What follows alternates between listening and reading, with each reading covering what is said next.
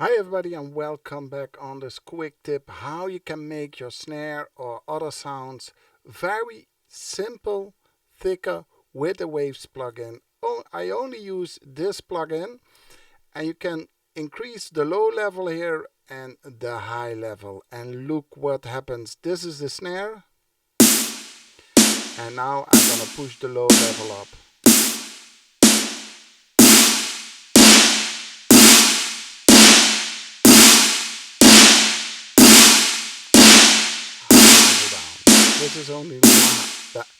This is only the high level, but look at the low level.